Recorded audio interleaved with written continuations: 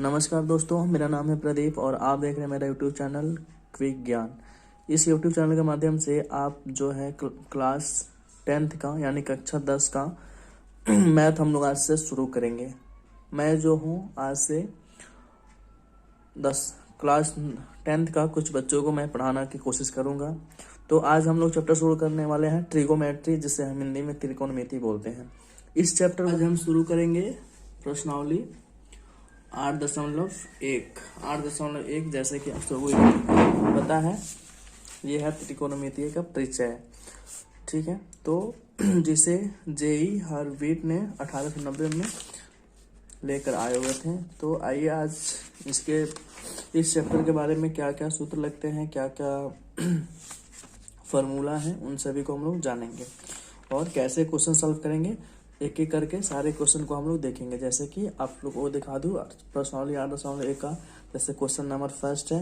इन सारी क्वेश्चनों को हम लोग 1 से लेके और 11 तक को सॉल्व करेंगे। तो चलिए शुरू करते हैं।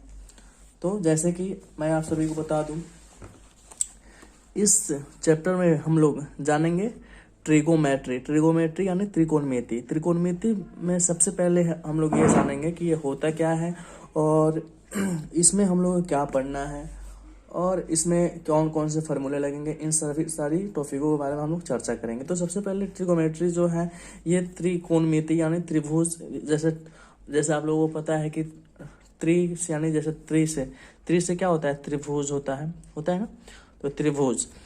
तो वैसे तो इसको इंग्लिश में जैसे हम लोग ट्राई एंगल। तो इन्हीं शब्द से मिला है हम लोगों को यानी त्रिकोणमिति। तो जैसे कि त्रिभुज के कई प्रकार होते हैं, जैसे समकोण त्रिभुज, अधिकोण त्रिभुज और समबाहु त्रिभुज। इसी तरह से तो इस तरह से हम लोग इसमें जो भी हम लोग क्वेश्चन बनाएंगे वो सारा का सारा जो बेस होगा समकोण त्रिभुज के बेस पे होगा। तो जैसे कि समकोण त्रिभुज आप लोगों को पता है, जिसमें कि एक कोण जो है 90 डिग्री का होता है, बाकी जो कोण है जो है या तो 60 डिग्री का या 30 डिग्री का या फिर 45 डिग्री का होता है। तो वो आगे चैप्टर है, उस चैप्टर से हम लोग सॉल्व करेंगे कि कौन सा कोण कितना होता है।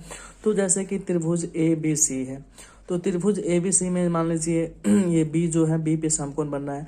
जहाँ समकोण बनता है उस त्रिभुज के जस्ट सामने जो होता है H होता है।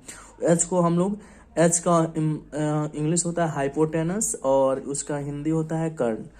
और ये होता है लंब परपेंडिकुलर, ये होता है आधार। तो जैसे कि आप सभी को मैं बता दूं कि जैसे हो सकता है आपने पिछले कक्षाओं में भी ये पढ़ा हो, इसको बोलते हैं पाइथागोरस प्रमेय। पाइथागोरस प्रमेय क्या होता है?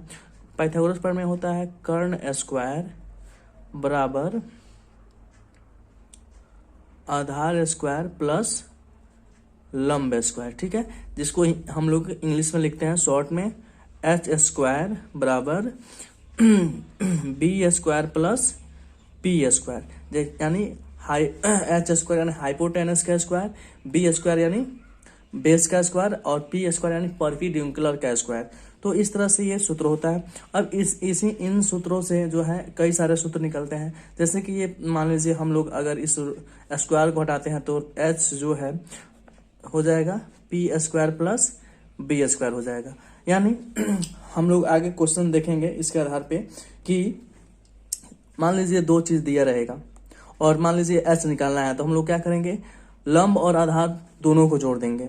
अगर H दिया रहे और P नहीं H दिया रहे P दिया रहे तो B को निकालेंगे। तो H में से क्या करेंगे, घटाएंगे किसको, P को जो दिया रहेगा। ठीक है, और मान लीजिए अगर देखिए जैसे यहाँ पे अगर H इसमें सबसे जो बड़ा होता है वो H होता है और H जो है ये दोनों भुजा जो है, जितना इसका लंबाई होगा ये भुजा और ये भुजा मिलकर इस दोनों के बराबर ये जो है अकेले भुजा होता है, ये वाला यानी AC। तो हम लोग जैसे कि इसको अगर हम लोग नाम त्रिभुज के भुजा को अगर भुजा का नाम देना होगा तो लिखेंगे इसको AC स्क्वायर बराबर क्या लिखेंगे, आधार के जगह पर लिख देंगे हम लोग BC का स्क्वायर प्लस AB का स्क्वायर। तो फिर इसको अगर हम लोग स्क्वायर हटाएं तो अगर AC बराबर हम लोग को लिखना होगा तो रूट में जाएगा BC का स्क्वायर प्लस ए बी का स्क्वायर। ठीक है, तो फिर हम लोग यहाँ पे देखेंगे, अगर ये तो हुआ मान लीजिए अगर कर्ल निकलना रहेगा तो दोनों को हम लोग जोड़ेंगे। अगर फिर मान लीजिए हम लोग को पी निकलना रहेगा तो हम लोग क्या करेंगे, सबसे पहले हम लोग मेन जो सूत्र होता है यही होता है, इसी से जो है 3 सूत्र निकलते हैं। जैसे कि मान लीजिए अगर हमको बी निकालना होगा तो हम लोग मान लीजिए एच स्क्वायर लिखेंगे, फिर B square plus P square होता है। ठीक है, तो हमको बी निकालना है तो हम लोग बी जिसको निकालते हैं वो, जैसे कि आप लोग पिछले कक्षा में पढ़े होंगे कि जिसको निकालते हैं उसको हम लोग बाएं तरफ रखते हैं। तो बी को निकालना है तो बी को हम लोग बी स्क्वायर मान लीजिए हम लोग यहाँ पे लेकर आए, अपने बी अपने जगह पे वैसे ही है, एच स्क्वायर वैसे ही अपने जगह पे है। ये जो प्लस में है मान लीजिए इधर आएगा तो क्या चीज में हो जाएगा, माइनस में, ये पी स्क्वायर हो जाएगा। ठीक है, तो अगर फिर बी स्क्वायर जो है, अगर बी स्क्वायर स्क्वायर नहीं, स्क्वायर को हटाएंगे तो इस इधर चल जाएगा रूट, तो क्या हो जाएगा root under H square minus P square. और इसी अनुसार जैसे ये हो गया यहाँ पे हो गया एक फार्मूला, यहाँ पे हो गया 2 फार्मूला, और तीसरा फार्मूला क्या होता है इसी के आधार पे कि अब मान लीजिए हम लोग बी निकालें, फिर पी निकालना होगा तो क्या करेंगे, फिर क्या करेंगे root under H square minus B square. यानी सबसे पहले देखिए ये हो गया तीसरा। ठीक है, तो हम लोग सबसे पहले इस फॉर्मूले का निष्कर्ष से हम लोग ये निकालेंगे कि अगर जो 2 भुजा दिया रहेगा, अगर तीसरा भुजा निकालना होगा तो ही फॉर्मूला को लगाएंगे, अन्यथा नहीं। ठीक है, तो ये ऐसे होता है। उसके बाद मान लीजिए आएगा फिर, अब इसके आधार पर जैसे मान लीजिए हम लोग कोर्स सॉल्व करते हैं। जैसे मान लीजिए हमने आपको दे दिया है एच दे दिया है 13 और बी दे दिया है 5, तो पी को निकालना है। तो हम लोग कैसे निकालेंगे, पी बराबर वाट, यानी पी यानी परपेंडिकुलर को निकालना है। तो हम लोग जैसे सबसे पहले हम लोग क्या बनाएंगे, समकोण त्रिभुज बनाएंगे। समकोण त्रिभुज ऐसे भी हम लोग बना सकते हैं या ऐसे भी बन सकता है, दोनों तरफ से बन सकता है, ऐसे भी या ऐसे भी। यहाँ पे क्या हो जाएगा समकोण, ये हो जाएगा ए बी सी, एच कहीं भी रहेगा, ये फिक्स रहता है। एच यहाँ पे है 13 और बी मान लीजिए यहाँ पे 5 है, तो हमको क्या निकालना है, पी को निकालना है। तो अगर हम पी निकालेंगे तो पी बराबर लिखेंगे root under H square minus क्या लिखेंगे बी स्क्वायर। अब देखेंगे एच के जगह पे क्या दिया हुआ है, एच के जगह पे दिया है 13 का स्क्वायर क्या हो जाएगा, और फिर बी क्या दिया हुआ है मेरे पास 5, तो 5 के फिर स्क्वायर कर देंगे। फिर उसके बाद 13 का स्क्वायर होगा 169, 5 का स्क्वायर होता है 25, 169 में से 25 घटाएंगे आएगा 144। 144 का जो है वर्गमूल जो निकालेंगे, इसका वर्गमूल आ जाएगा हम लोग के पास 12। अगर वर्गमूल आप लोगों को नहीं आ रहा हो तो आप लोग कमेंट कीजिएगा, मैं ये सिखा दूंगा कि कैसे निकाला जाता है। ठीक है, तो शायद उम्मीद मेरे देखने से सब किसी को आ रहा होगा जो भी 10th क्लास में पढ़ रहे होंगे। तो अगर किसी को प्रॉब्लम है तो वो कमेंट करेंगे, मैं उनको अलग से बता दूंगा। तो ये हुआ 12, तो मेरे पास पी कितना निकल के आ गया 12। इसी तरह से यानी इसी हिसाब से मान लीजिए यानी ये 3 चीज जो है पी बी और एच, यह 3 चीज जो है बहुत ही मोस्ट इंपॉर्टेंट है हम लोग को निकालना क्वेश्चन सॉल्व करने के लिए। तो इसके आधार पे अगर हम लोगों को कोई 2 चीज दिया रहेगा, तीसरा चीज निकालना रहेगा तो हम लोग आसानी से निकाल सकते हैं। अब आएंगे त्रिकोणमितीय सूत्र पे। त्रिकोणमितीय सूत्र क्या होता है, त्रिकोणमितीय सूत्र होता है साइन थीटा, ठीक है, फिर होता है कॉस थीटा, फिर होता है टेन थीटा। थीटा का मतलब क्या होता है, थीटा का मतलब होता है कोण। जैसे ये त्रिभुज हो गया, ठीक है, ये हो गया समकोण त्रिभुज। समकोण त्रिभुज में ये मान लीजिए ए हो गया, ये हो गया बी और ये हो गया सी। अब जब भी जो है हम लोग को निकालना रहता है यानी cosine theta, cos theta, tan theta, तो हम लोग को इस यानी थीटा जो भी निकलता है यही कोण, इसी कोण का निकलता है। हम लोग इसी कोण के माध्यम से जो भी चीज निकालना रहेगा तो निकालते हैं। यानी ये तो हम लोग को कंफर्म है कि 90 डिग्री का होता है, लेकिन थीटा के हिसाब से यहाँ पे थीटा दिया है तो हम किसी को मानेंगे नहीं। जैसे कि आगे क्वेश्चन सॉल्व करना होगा हम लोग को, जैसे दे देगा साइन ए, तो साइन ए यानी साइन ए जो देगा तो इसके हिसाब से हम लोग क्वेश्चन को सॉल्व करेंगे, लेकिन हम लोग वो आगे बताऊंगा फिर से। तो आगे हम लोग यहाँ पे देखेंगे साइन थीटा। साइन थीटा का सूत्र क्या होता है, P बटा H, ठीक है। साइन थीटा का सूत्र क्या होता है, P बटा H। अब साइन थीटा यानी थीटा जो है ये क्या होता है, अब इसमें हम जैसे ये त्रिभुज है तो त्रिभुज में ये क्या होता है H होता है, ये होता है B और ये होता है P। तो अगर साइन थीटा का सूत्र क्या हुआ है मेरे पास P बटा H, तो P यहाँ पे परपेंडिकुलर और H यानी कहीं भी अगर कहीं भी लगाना होगा सूत्र तो हम क्या लगाएंगे, साइन थीटा बराबर लगाएंगे P बटा H। फिर कॉस थीटा लगाएंगे P बटा H और टेन थीटा लगाएंगे P बटा B। ठीक है। और साइन कॉस टेन, और साइन कॉस टेन का जस्ट उल्टा होता है, साइन का जैसे उल्टा हो जाता है cosec, cosec theta, cosec theta यानी साइन का उल्टा कॉसेक, कॉस का उल्टा हो जाता है आपको सेक थीटा, और टेन का उल्टा हो जाता है कॉट थीटा। तो कॉसेक का उल्टा क्या होगा, कॉस यानी ये जो है साइन का उल्टा क्या होता है कॉसेक, तो साइन का उल्टा जब कॉसेक होगा तो ये जो सूत्र है यही पलट जाता है, यानी मतलब उल्टा हो जाता है, एच बटा क्या हो जाएगा पी, ठीक है। फिर ये सेक थीटा हुआ, यानी सेक क्या होगा एच बटा फिर हो जाएगा बी, और कॉट क्या हो जाएगा बी बटा पी, ठीक है। तो इस तरह से ये 6 जो है त्रिकोणमितीय अनुपात है।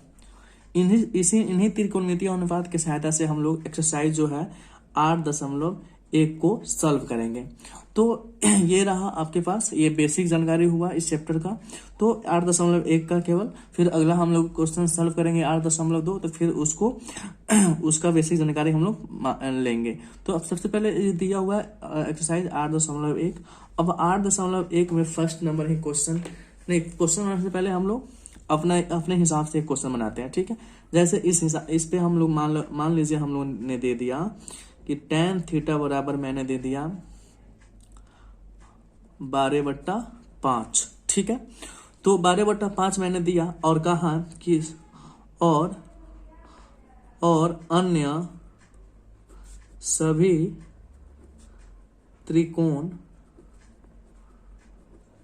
त्रिकोणमितीय अनुपात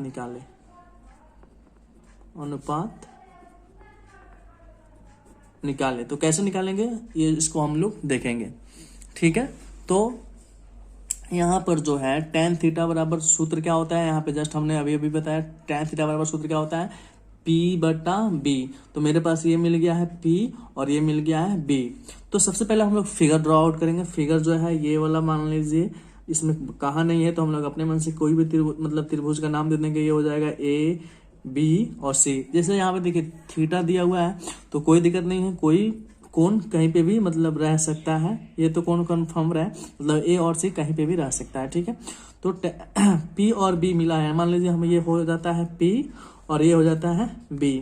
तो हम लोग H निकालेंगे। तो H जस्ट हम लोग पीछे जो है बनाए हुए हैं H जस्ट यहाँ पे इसी के आधार पे वो क्वेश्चन जो है दिया हुआ है। तो इसमें हम लोग को H दिया हुआ था और P निकाले थे, लेकिन हम लोग इसमें देखेंगे कि H कैसे निकालते हैं। तो H का सूत्र अभी जस्ट मैंने लिखवाया यहाँ पे। H का सूत्र क्या होता है यहाँ पे देखिए, यहाँ पे H का सूत्र होता है √B² + P², ठीक है।